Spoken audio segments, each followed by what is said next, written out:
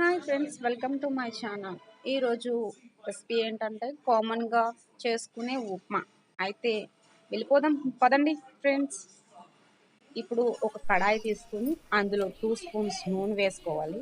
నూనె వేసుకున్నాక అది కొంచెం కాగాక కొంచెం ఆవాలు, కొంచెం పల్లీలు, కొంచెం పచ్చిశనగపప్పు, కొంచెం మినప్పప్పు వేసుకుని కలపాలి. అందులోనే కొంచెం ఉల్లిపాయలు, పచ్చిమిర్చి వేసుకొని బాగా కలుపుకోవాలి. కలుపుకున్నాక అవి బాగా మగ్గాక టమాటా ముక్కలు, క్యాప్సికమ్ ముక్కలు వేసుకుని బాగా కలుపుకొని అవి కూడా మగ్గిన వరకు ఉండాలి. అవి బాగా మగ్గాక కొంచెం తగినంత సాల్ట్ వేసుకోండి ఫ్రెండ్స్. మీరు ఎంత తింటారో ఏంటనేది వేసుకోండి.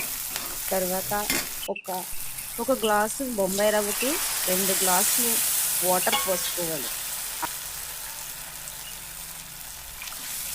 వేసుకున్న వాటర్ బాగా మరిగాక అందులోనే బొంబాయి రవ్వ వేసుకుని బాగా కలుపుకోవాలి. ఉండలు కట్టేస్తే ఫ్రెండ్స్, కట్టుకోకుండా మనం చక్కగా కలుపుకుంటే ఉండలు అనేవి ఎక్కడ పట్టమాట. తర్వాత కొంచెం అందులోనే 2 స్పూన్స్ నెయ్యి వేసుకుని అది కూడా బాగా కలుపుకోవాలి.